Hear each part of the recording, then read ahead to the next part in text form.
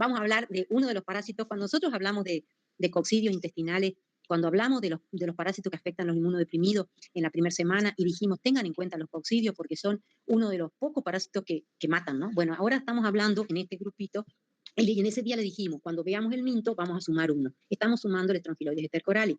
Esta es una larva y se la conoce como larva Strongyloides stercorali y tiene la particularidad, grábenselo a fuego, que cuando ustedes les informen un parasitológico les van a poner, se observan larvas de Strongyloides stercorali, que es lo que estoy señalando con la flecha en este momento, o esto que es un cultivo de larva que se los vamos a mostrar el viernes en el Ateneo.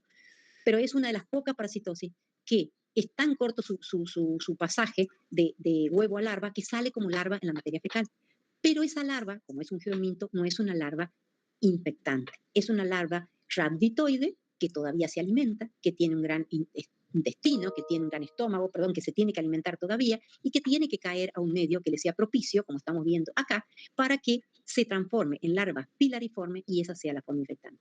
Fíjense que acá no estoy hablando de huevos como en ácaro ventricocéfalo, estoy diciendo la forma infectante es una larva, sí. Entonces, si la forma infectante es una larva, la larva, si ingresara por vía oral, moriría en el intento, porque los jugos digestivos, nuestro estómago, destruiría esa larva. La forma infectante de esta parasitosis, que es la larva filariforme, necesita ingresar por pieles o por mucosa.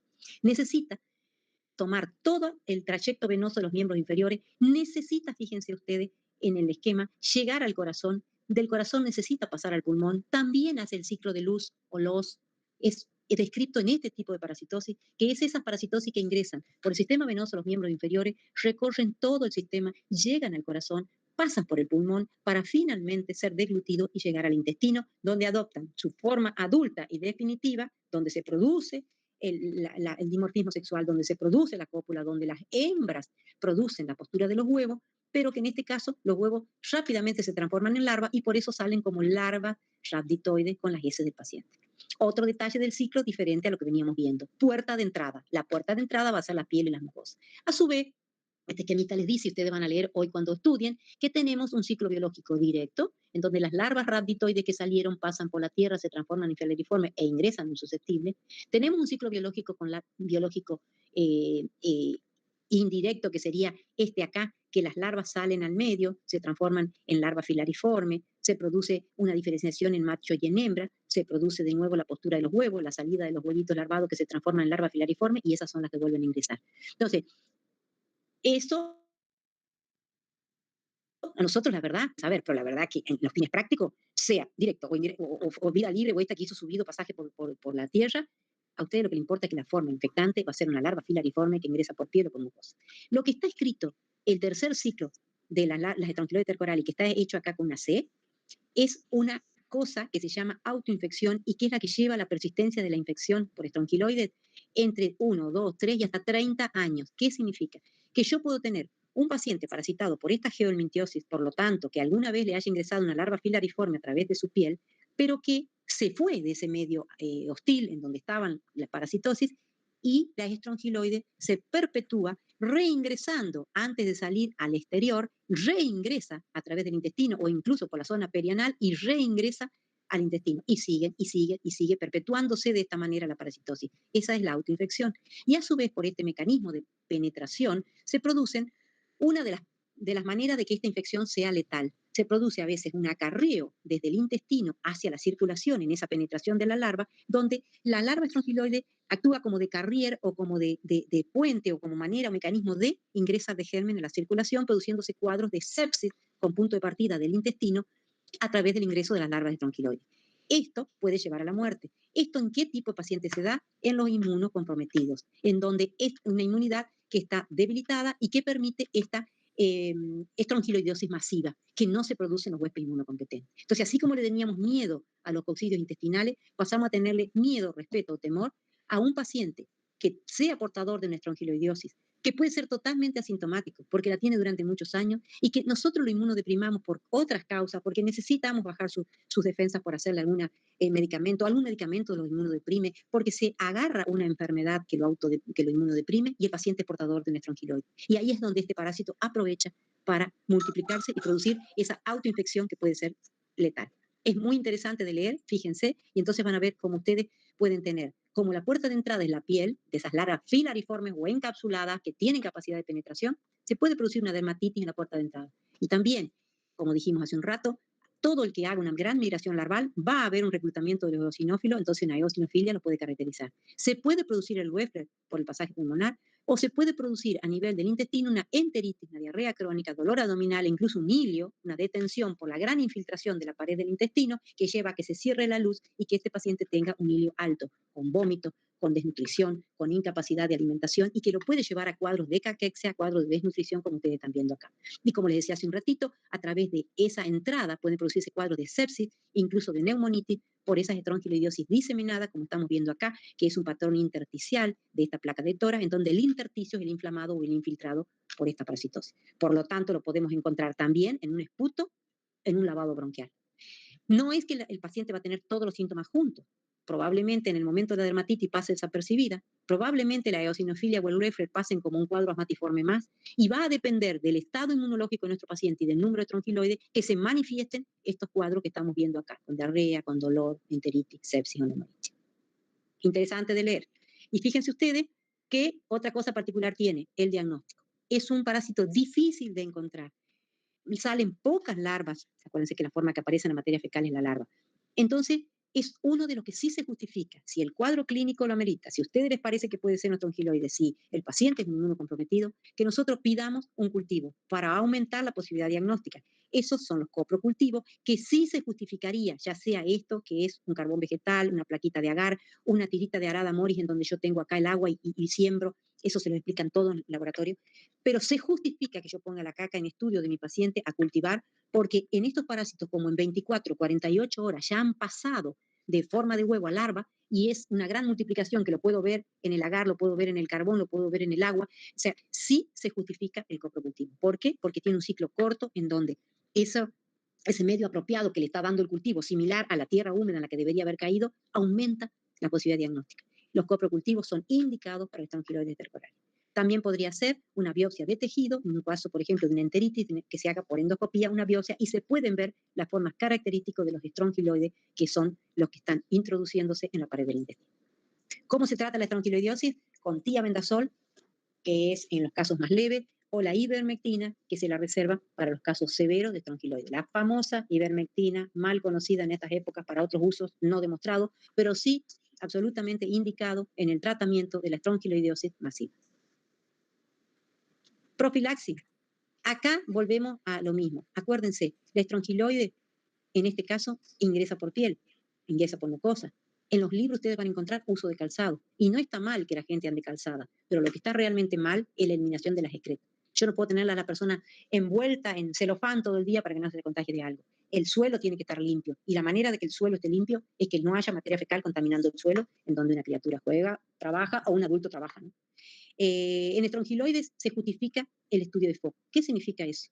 Que cuando nosotros tenemos un foco, un paciente con estronquiloides, como la puerta de entrada es la piel y la mucosa, me lleva a pensar, esta persona se contagió o en su hogar, donde vive, o en el trabajo, donde está, qué tipo de trabajo tiene.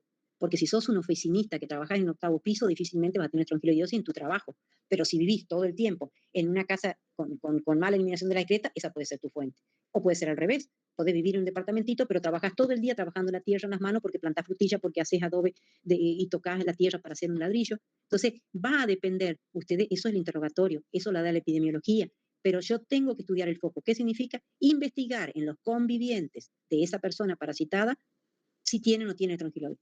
¿Se justificaría un estudio de foco en un ascari que pone 200.000 huevos por día? Sí, no, porque a lo mejor la fuente infectante fue la lechuga que la compró a 100 kilómetros de acá y vino ese huevito con esa lechuga e ingresó por vía oral. Pero un parásito en donde la forma infectante es una larva, se justifica el estudio de foco, porque no se puede ir mucho más allá de donde vive o donde trabaja. ¿Se entiende la diferencia? Entonces, en este tipo de parasitosis, ¿qué significa? Que yo voy a hacer la denuncia a la zona en donde el paciente vive y será la gente de la zona, el centro de atención primaria o donde sea, que se encarguen de estudiar a los convivientes. ¿Por qué? Porque les puede ir mejor si son diagnosticados cuando están asintomáticos. Vamos a otro grupo de parasitosis dentro de los geohelmintos todavía y que se las conoce como uncinarias, donde tenemos dos grandes representantes que son el ancylostoma duodenalis y el Necator americano. En común, a las dos se las llama uncinaria, tienen un ciclo particular similar, podríamos decir bastante similar al del estronquiloide que acabamos de ver. ¿Por qué? Porque la forma infectante es la larva filariforme que ingresa por piel y mucosa en nuestros pacientes. Algo podemos asociar entre las dos para que nos ayuden a razonar. ¿Qué diferencia tiene? Fíjense ustedes, lo que sale son huevos, no salen las larvas. Salen los huevos que no están embrionados, que necesitan, como todo geominto, pasar por tierra, y que esos huevos eclosionan la larva rhabditoide, que se sigue alimentando para que finalmente, como filariforme, ingrese por piel y por mucosa. Después, cuando vemos el esquemita del hombre, es igual. Al ingresar por sistema venoso va a ser la misma música que acabamos de ver de tronquiloide, va a ser el ciclo de luz o los completo, va a hacer un pasaje pulmonar pudiendo causar en ocasiones un Wechsler y finalmente va a llegar al intestino delgado para hacer su daño y para seguir su ciclo. Pero ¿cuál es la diferencia? El otro producía enteritis, estomatitis, diarreas crónicas, dolor abdominal. ¿Qué hace las uncinarias en particular? Aparte que son muy prevalentes también y que están muy relacionadas, obviamente por lo que acabamos de decir, tanto para el tranquiloide como esto, por su forma infectante, están relacionadas con las características de su trabajo o las características del domicilio. ¿Qué tienen de particular estos bichitos? Que no sé por qué no puse una imagen de ellos, o si tienen, no, me los olvidé, no me olvidé de ponerla, es que tienen en su extremo anterior unas placas cortantes o unos dientes, según se trate del ancilostoma o del necastro. ¿Para qué la usan? Para la fijación en el intestino delgado. Una vez que se fijan, estos parásitos tienen la particularidad de ser hematófagos. Volvemos a lo del primer diapositiva. Va a depender del número de parásitos que yo tenga y del tiempo de que está parasitado un paciente para que esos pacientes, para que los portadores o huéspedes sean totalmente asintomáticos o estén portando un cuadro de anemia crónica. Si hay alguna parasitosis que se caracteriza por anemia, son las uncinarias. Pero es tan 0,03 mililitros por día que consume cada bichito que es tan pequeña la cantidad y la competencia que producen por la sangre con el huésped, que el cuadro obviamente es crónico. Entonces no es un paciente que va a tener un hemoglobino hematocrito bajito de entrada, lo tiene con meses o años de parasitación. Entonces de ahí es el interrogatorio, muchas veces el paciente pasó por la etapa de dermatitis que nadie se enteró, pasó por la etapa de eosinofilia, el Wechsler, nadie se enteró, y lo que nosotros tenemos es una persona que llega a la consulta por astenia, adinamia, cansancio, sueño, fatiga, y en realidad lo que tiene es una anemia microcítica hipocrónica crónica, que es lo que va a justificar mi sospecha diagnóstica por una parasitaria, dentro de muchas cosas, pero dentro de la causa parasitaria, la primera que voy a pensar es en uncinaria. ¿Y será exótica o se da en nuestro medio? Se da en nuestro medio. ¿En dónde? En todas las zonas húmedas de la provincia, en donde esa humedad del suelo y la mala eliminación de las excretas son la condición ideal para que este geohelminto esté presente.